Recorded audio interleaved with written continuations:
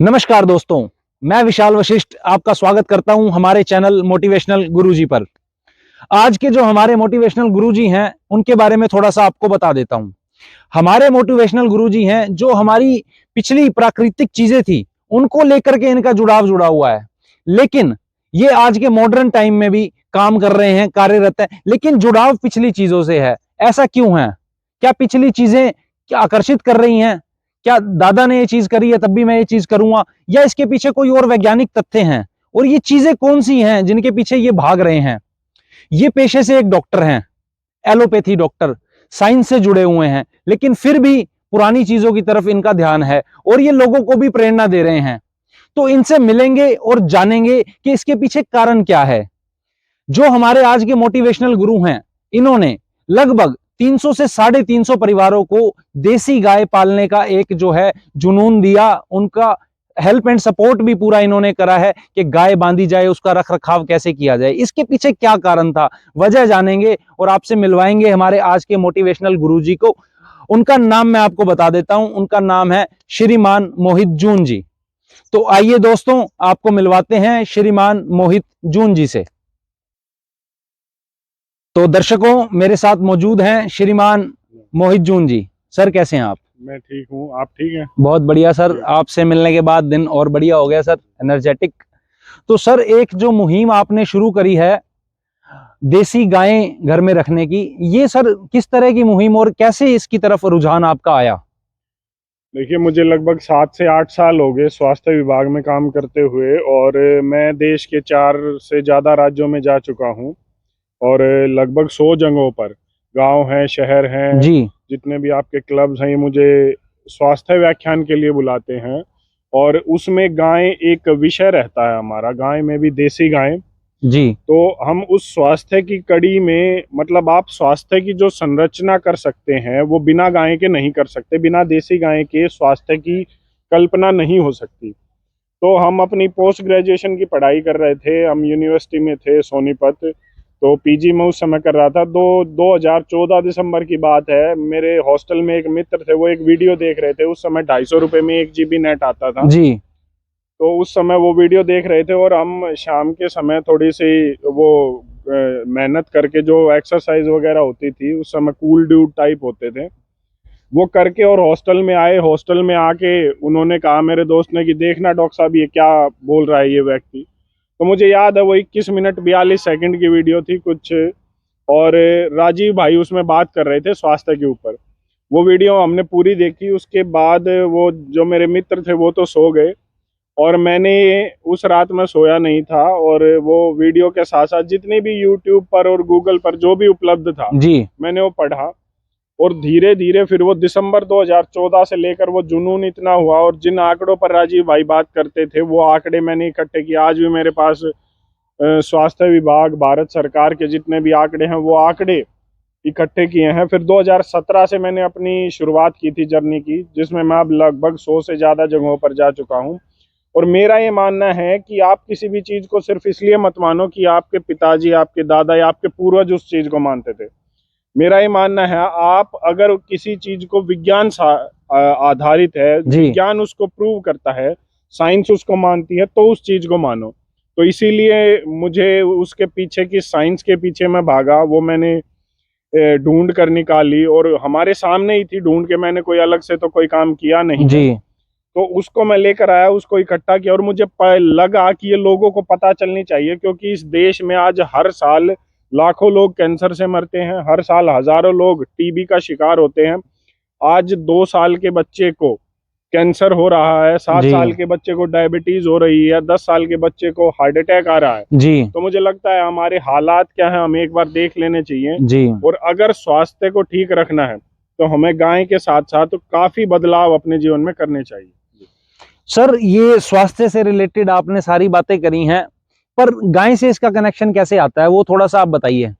देखिए, अगर आप, वो कहते हैं ना, एडी से लेकर चोटी तक, हाँ जी, हम कुछ भी करते हैं, कुछ भी खाते हैं, वो हमारे शरीर में लगता है। बिल्कुल उसमें सर। सबसे महत्वपूर्ण है गाय का दूध, दही, घी, जी और या मिल्क एंड मिल्क प्रोडक्ट्स आप कह लो। आज 1987 1987 88 से पहले milk is the complete food, एक कोट होती थी जी कि दूध एक संपूर्ण आहार है। उससे पहले क्या था हमारे देश में, ये मैं बता रहा हूँ गाय के ऊपर और उसके दूध के बारे में, किस जी तरीके से देश में मिलावट की गई है और किस तरीके से आपको इन चीजों से दूर किया गया है। तो उससे पहले मिल्क एक कंप्लीट फूड था।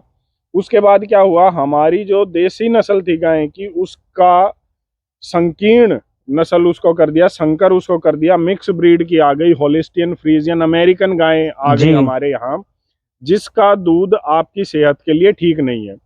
अब अगला सवाल ये आएगा, ठीक क्यों नहीं है जी भाई? वो भी दूध है और वो भी दूध है, वो भी दिखने में सफेद है, वो भी लेबोरेटरी में वो भी पास हो रहा है और वो भी नियमों पर खरा उतर रहा है, जी तो दूध कैसे है?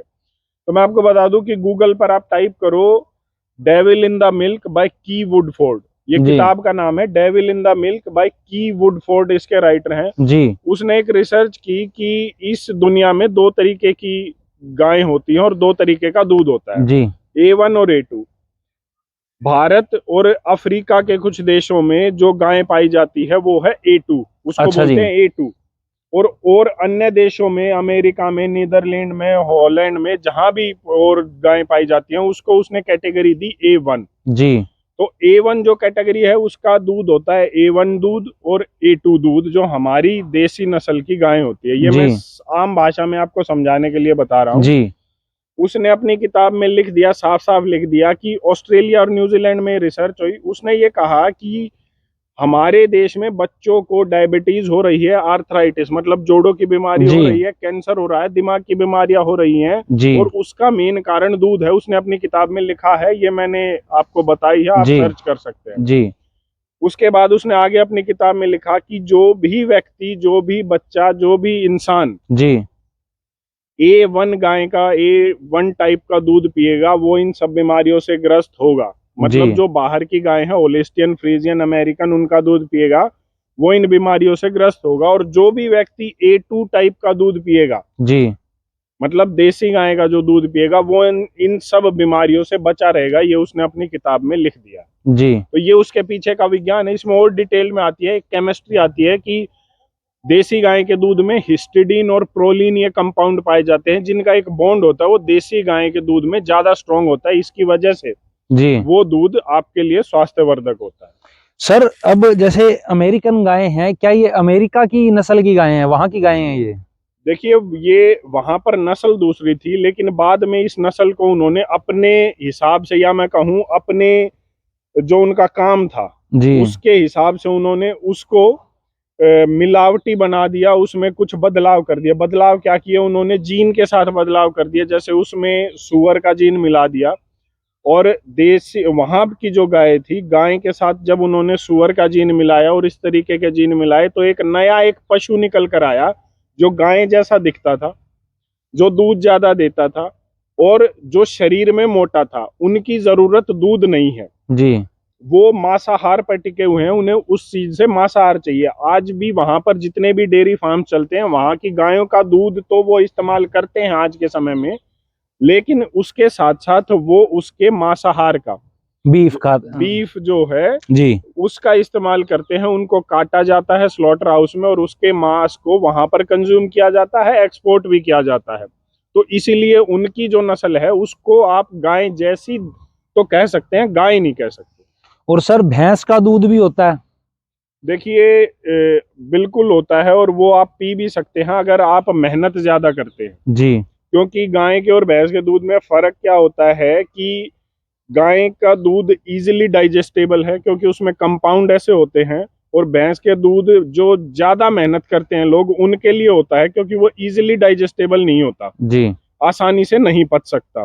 तो सर, गाय और भैंस के दूध की बात हमने कर ली, और ये अद्भुत एक जानकारी आपने दी है कि तरक्की जितनी साइंस ने करी है, तो दूसरे जानवरों की मिक्सिंग कर दी उन्होंने जीन्स बना के, और इस तरह से नया जानवर बना दिया, कृत्रिम चीजें जो है बनाई। तो उसी रूपरेखा में सर, ये जो दूध आ रहा है टेट्रा पैक में, थैलियों में, पाउडर फॉर्म में जो दूध आ रहा है, ये तो बिल्कुल, फिर क्या कहेंगे आप इसके बारे में? देखिए, मेरी राय जो है, मेरी राय है विज्ञान की। जी मैंने आपको पहले बता दिया कि हम जो बात करते हैं वो विज्ञान आधारित होती है, साइंस बेस्ड होती है। जी अगर आप गाय के दूध को थैली में पैक करके शहरों में पहुंचाएंगे, वहां के लोग पिएंगे, जी तो उसकी क्वालिटी उस गाय के दूध से आप मैच नहीं कर सकते, क्योंकि उसमें उसने आपको थैली में आपने उस दूध को बंद किया है जी और आप उसको कोई ना कोई प्रेजर्वेटिव जी उसमें डालकर वहां तक पहुंचा रहे हैं। क्योंकि अगर आप देखें, सुबह अगर आप दूध रख दें तो शाम तक या अगले दिन तक ही वो चलता है, अगर आप फ्रिज में ना रखें और इस तरीके से, जी तो आप उसको कैसे 3-3, 5-5, 7-7 दिन तक स्टोर कर सकते हैं। पहली चीज, मतलब उसमें एक केमिकल प्रिजर्वेटिव मिलता है। बिल्कुल दूसरी चीज, आज भारत में जो एनिमल हस्बेंड्री डिपार्टमेंट है, मिनिस्ट्री ऑफ एनिमल हस्बेंड्री, वो ये कहती है कि 17 करोड़ के आसपास गायें, भैंस और ये जानवर हैं, दुधारू पशु जिन्हें कहते हैं, जी जिसमें से आधे दूध भी देते हैं और आधे जो है उस समय की किसी भी समय दूध नहीं देते। तो उसकी आबादी और घट जाती है, 17 करोड़ से कम हो जाती है, जिसमें गायें कितनी है, 2 से 3 करोड़ मात्र है। जी तो 130 करोड़ लोग जो दूध पी रहे हैं, वो दूध कैसा है आप समझ सकते हैं। मैं आपको बता दूं कि जितना भी आपका मैं चाहोगे तो नाम भी ले लूंगा, मुझे कोई समस्या नहीं है, जितने भी ये पैकेज्ड दूध होते हैं, जी या तो वो भारत के किसी भी मिल्क पाउडर की तरह, मतलब दूध को सुखाया जाता, पाउडर बनाया जाता, फिर उसमें पानी मिलाकर आप तक पहुंचाया जाता है, जी या फिर मिल्क पाउडर आता है बाहर से। आप गूगल पर सर्च करना कि पूरी दुनिया में पर पर्सन, मतलब हर व्यक्ति के ऊपर सबसे ज्यादा गायें किस देश में है। आपको नीदरलैंड का उदाहरण मिलेगा, नीदरलैंड एक देश है, उस देश में सबसे ज्यादा गायें हैं। लेकिन आपको देखे मिलेगी ये भी जानकारी, अगर आप ढूंढोगे तो मिलेगी, वहां के देश के लोग जी अपनी गायों का दूध नहीं पीते। अच्छा जी वो इसलिए नहीं पीते क्योंकि उन्हें पता है, जो मैंने आपको बताया कि वो A1 and A1 A2 जी दूध है, A1 गाय है, और वहां से सारा दूध पाउडर बन के भारत जैसे देशों में, पाकिस्तान, बांग्लादेश जैसे देशों में आता है। यहाँ पर उसको पैकेट में पानी के साथ मिलाकर आपको परोसा जाता है। और एक जानकारी दे देता हूँ कि उसमें मेलानिन, जो एक नाइट्रोजन कंपाउंड है, जो एक केमिकल है, वो मिलाया जाता है। जो आजकल ये आप यूट्यूब पर वीडियो देखने से पहले ऐड देखते हो ना, जी डिलाइट विलाइट कंपनी की, और ये कहती हैं देखिए कितनी गाढ़ी मलाई है, हाँ जी तो ये जो मलाई होती है मेलानिन कंपाउंड की वजह से होती है। और इसके बारे में सर्च करना है, चाइना ने इन्वेंट किया था कि दूध में आप इसको मिलाओ तो आपकी जो मलाई होगी वो ज्यादा गाढ़ी होगी। और ये मेलानिन आपके जो फ्लोर टाइल्स होती है ना, जी जो आपके घरों में लगती है, उस फ्लोर टाइल्स का कंपाउंड है मेलानिन मेलानिन। अच्छा वो जी आपके दूध में मिलाया जाता है और वो आपको कैंसर नहीं करेगा तो क्या करेगा, आप मुझे बताइए। हमारा जो कहने का मतलब है कि अगर आप लोगों को वही चीज दे रहे हो जिसमें कोई केमिकल नहीं है तो कोई समस्या नहीं है।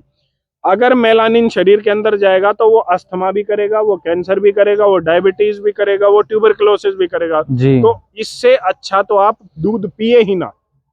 तो दोस्तों ये जानकारी मेरे पास भी पहली बार आई है कि इस तरह के कंपोनेंट जो हैं पाउडर्ड मिल्क में डाले जाते हैं। तो ये अद्भुत जानकारी सर आपने दी। तो सर क्या ये ऑन पेपर भी हैं, चीजें रिसर्चेज इनकी हैं? हाँ जी, जितनी भी चीजें हम बात करते हैं वो ऑन रिसर्च है, बल्कि इनके पास, मेरे पास इनके आर्टिकल्स और पब्लिश्ड पेपर पड़े हुए हैं। अच्छा जी मैं कहता हूँ आप बस ये सर्च कीजिए कि मेलानिन इन मिल्क, जी दूध के अंदर मेलानिन, जी वो आप सर्च करेंगे आपको पता लग जाएगा। तो सर आजकल एक हमारी जनरेशन नई चीज पे चल पड़ी है, वो कहते हैं जी वेगन, भाई दूध भी नहीं पीना, पनीर दही इनका भी त्याग कर रहे हैं। चलो ये चीज तो मैं एग्री कर लेता हूँ कि देसी गाय पे हम आए, भाई जो वेस्टर्न कल्चर है उसको छोड़कर हम अपने इंडियन कल्चर पर आ जाएं, अच्छी चीज का इस्तेमाल करें, तो ये गुड फॉर हेल्थ है। पर उन लोगों का क्या जो दूध छोड़े बैठे हैं? वैगन का कंसेप्ट एक वेस्टर्न कंसेप्ट है। वो किस तरीके से है, जैसा मैंने आपको बताया कि जब उन्होंने रिसर्च की कि हमारे यहाँ पाई जाने वाली गाय का दूध जी और जो बीफ है उससे बीमारियां पैदा होती है। अमेरिकन की कैंसर एसोसिएशन है अमेरिका की, वो ये कहती है कि अगर आप मांसाहार करते हैं, नॉन वेजिटेरियन फूड खाते हैं, तो आपको 22 गुना ज्यादा कैंसर होने का खतरा है। ये अमेरिका की कैंसर एसोसिएशन कह रही है। उसके बाद उन्होंने ये देखा कि जो हम दूध पी रहे हैं उसमें भी बीमारी है, तो वहां की एक नीड है, मजबूरी है जी, आवश्यकता ही आविष्कार की जननी है। उन्होंने देखा कि आप दूध एक ही दम नहीं छोड़ोगे, तो हम एक नया कंसेप्ट लेकर आएंगे कि आप दूध पियो ही मत, मिल्क और मिल्क प्रोडक्ट्स को आप लो ही मत। उसको हमने वेगनिज्म नाम दे दिया, वेगन नाम दे दिया। अगर आपके पास जो दूध है, जैसे मैंने आपको बताया कि जो थैली वाला दूध है, अगर उसमें मेलानिन कंपाउंड है, अगर उसमें प्रिजर्वेटिव मिला हुआ है जो आपको बीमार करता है, इससे अच्छा है आप दूध पियो ही मत, कम से कम आप उन बीमारियों से तो बचोगे। तो यही कंसेप्ट उन्होंने अप्लाई किया कि हमारे यहाँ का जो दूध है वो बीमारी देता है, तो इससे अच्छा हम उस दूध को पिए ही ना। और उन्होंने उसमें क्या किया कि दिखावे के रूप में एक वेगनिज्म को जो है उठा दिया, इस चीज को उन्होंने उठा दिया। अब वेगनिज्म को प्रमोट किया गया कि आप दूध और दूध की चीजें मत लो। और वेगनिज्म हम देखते हैं कि अमेरिका में तो चाहे कितनी ही खराब चीज हो, अगर अमेरिका उसको प्रमोट कर रहा है तो भारत में तो उसकी कॉपी होनी लाजमी है। अच्छा जी। इसीलिए हम वेगनिज्म को प्रमोट कर रहे हैं। लेकिन अगर आप देसी गाय का दूध, देसी गाय का घी और देसी गाय के दूध से ही पनीर दही का इस्तेमाल करते हैं, तो आपको वेगन होने की जरूरत नहीं है और ये आपकी आवश्यकता नहीं है। क्योंकि हमारे यहाँ ऑन रिकॉर्ड बेशक सरकार ये कह रही है milk is not complete food, लेकिन अगर आप देसी गाय का दूध पीते हैं तो वो आज भी कंप्लीट फूड है। आज भी इस देश में ऐसे योगी हैं जिनकी उम्र 100 साल से ऊपर है जो सिर्फ दूध पीते हैं। बल्कि सर हरियाणा में तो एक कहावत थी, देशा में देश हरियाणा, जहां दूध दही का खाना, और आजकल चल पड़ा है जी दूध ही छोड़ दो। तो पहले भी मेरी बात हुई थी, एक आचार्य जी हैं हमारे जोगिंदर आर्य जी, उनसे मेरी इस विषय पर बात हुई थी। तो सर इसी कॉन्सेप्ट को लेकर एक और चीज है, अब बर्तनों पे अगर हम बात करें, दूध हमारा छुड़वा दिया वेस्टर्न कल्चर ने, बर्तन भी छुड़वा दिए, एल्युमिनियम फॉइल जो है, और मैंने सुना है कि नुकसानदायक चीज है, और घरों में आजकल बर्तन एल्युमिनियम के यूज होने लगे हैं। क्या सर ये बात सत्य है कि एल्युमिनियम के बर्तन कैदियों वगैरह को दिए जाते थे और इस तरह का कॉन्सेप्ट था? हाँ, ये बिल्कुल है। जैसे देश जब गुलाम था तो एल्यूमिनियम के बर्तन जो है हमारी जेलों में होते थे। उस समय भगत सिंह, सुखदेव, राजगुरु, चंद्रशेखर आजाद, वीर सावरकर जब जेलों में थे तो उनको इनमें खाना दिया जाता था। क्योंकि अंग्रेजों के पास उस समय भी ये जानकारी थी कि एल्यूमिनियम के बर्तनों में जब आप खाना बनाओगे और खाना खाओगे जी तो उसमें क्या होता है, एल्यूमिनियम लीचिंग होती है। जी। एल्यूमिनियम लीचिंग क्या होती है कि जब आप उसमें खाना खा रहे हो, गर्म खाना डाल रहे हो, तो एल्यूमिनियम उससे निकलकर आपके खाने में जाता है और वो आपके शरीर में पहुंचता है। एल्यूमिनियम लीचिंग से क्या होता है, एल्यूमिनियम एक ऐसी चीज है, एक ऐसा कंपाउंड है जो आपके शरीर में एक बार चला गया तो आज तक कोई ऐसी दवाई, कोई ऐसी पैथी नहीं बनी है जिससे एल्यूमिनियम आपके शरीर से बाहर निकल जाए। एक्सक्रीट नहीं होगा, वो एक्सक्रीट नहीं होगा। और वो करेगा क्या, वो आपको दिमाग की बीमारी से लेकर पेट की बीमारी, किडनी फेलियर, लीवर फेलियर और कैंसर जैसी बीमारियां करता है एल्यूमिनियम। तो इसीलिए एल्यूमिनियम के बर्तन हमारे यहाँ कभी भी प्रचलन में नहीं थे। अगर आप आज भी देखो तो आज भी भारत एल्यूमिनियम का एक बहुत बड़ा भंडार है, हमारे पास रिसोर्सेज है। लेकिन हमने क्या अपनाया, हमने अपनाया सोना। जैसे आपको पता होगा कि जो राजा पुराने समय में होते थे, जब वो एक दूसरे को जो राजभोग करवाते थे, कोई भी राजा जी मीटिंग करने के लिए आता था तो वो सोने के बर्तनों में खाना खिलाया जाता था। उनको इसलिए खिलाया जाता था क्योंकि सोना सर्वोत्तम धातु है। च्यवनप्राश में भी सोना होता है। बच्चे को पहले जब बच्चा जन्म लेता था तो एक सुई होती थी सोने की, उस पे शहद को लगाकर, आज भी जो पुरानी माताएं बहनें होंगी वो जानती होंगी कि जीभ पर ओम लिखा जाता था जी उस सोने की सुई से। वो इसीलिए लिखा जाता था, वो सर्वोत्तम धातु है। क्योंकि सोना जब आपके, चांदी जब आपके शरीर में जाएगा तो आपको बलवर्धक, मतलब आपको इम्यूनिटी को बूस्ट अप करेगा, आपको वायरल इन्फेक्शन से बचाएगा। ये हमारे पूर्वज जानते थे जी। और जो एक कालखंड आया अंग्रेजों का, उन्होंने हमारी संस्कृति पर इसीलिए अटैक किया और ये सब चीजें भुला दी। इसके साथ तीसरे नंबर पर आता है पीतल, कांसा और मिट्टी के बर्तन जी। जो भी न्यूट्रिएंट, माइक्रो न्यूट्रिएंट आपको खाने में चाहिए, उनको प्रिजर्व करना इन धातुओं की एक, मैं कहूँ, एक क्वालिटी है। और उसके साथ साथ इनके अंदर जो है, जैसे सोना, चांदी, पीतल, कांसा में जो कंपाउंड है वो आपके शरीर को चाहिए जी। तो ये एक म्यूचुअल चीज थी जो हमारे पूर्वज जानते थे, इसीलिए उन्होंने इन बर्तनों का इस्तेमाल बताया था, ना कि एल्यूमिनियम और स्टील का। तो दोस्तों बहुत ही अद्भुत जानकारी दी है। देसी गाय का दूध पीजिए, जो हमारी सभ्यता है प्राचीन चली आ रही है। खाना खाइए तो उन बर्तनों में खाइए, कांसे के बर्तन हो गए, पीतल के बर्तन हो गए, इन चीजों को अपनाइए, आप स्वस्थ भी रहेंगे। बहुत जबरदस्त प्रकाश डाला है सर ने, और कुछ चीजें तो ऐसी बताई हैं, मुझे लगता है बहुत सारे हमारे दर्शकों ने नहीं सुनी होंगी, इवन मैंने भी एक दो चीजें नहीं सुनी थी। तो सर और क्या चीज है आपके इस मुहिम में? आप राजीव दीक्षित जी से भी इंस्पायर्ड हैं, तो और क्या बदलाव सोसाइटी में आपको लगता है कि आने चाहिए? दूध, बर्तन, सारी बातें हमने करी हैं, खाना आजकल पैकेट्स में आने लगा है चीजें, तो उसके बारे में थोड़ा सा आप विचार अगर दें तो। देखो, मैं दिनचर्या के ऊपर ये बता देता हूँ, आपको भी समय वो है, मुझे भी कहीं जाना है। तो देखो पैकेज्ड फूड जो भी है, रिफाइंड ऑयल अपने घर में इस्तेमाल मत कीजिए। अपने घर में जो है किसी भी तरीके का रिफाइंड नमक इस्तेमाल मत कीजिए, सेंधा नमक, काला नमक इस्तेमाल कीजिए। जी देसी गाय के घी का इस्तेमाल कीजिए। किसी भी बटर ऑयल का, किसी भी बटर का या किसी भी ऐसे घी का इस्तेमाल मत कीजिए जो पैकेज्ड फूड हो। पैकेज्ड फूड का इस्तेमाल मत कीजिए। इस पर कभी डिटेल में जब आप कहेंगे बात जी। कर लेंगे, जैसे भी आप कहेंगे। तो सर आज आपने बहुत समय दिया है और अद्भुत आपने जानकारी दर्शकों तक पहुंचाई है कि दूध किस प्रकार का लेना है, बर्तन किस प्रकार के यूज करने हैं, अपनी दिनचर्या में किस तरह से बदलाव लाया जा सकता है कि वेस्टर्न कल्चर को छोड़ करके हमारी जो हिंदी सभ्यता है उसको अपनाया जाए। तो सर आज के लिए काफी समय ले लिया, बहुत बहुत आपका शुक्रिया, धन्यवाद। दोबारा आपसे मिलेंगे सर और आपके विचार जन जन तक पहुंचाते रहेंगे। धन्यवाद सर।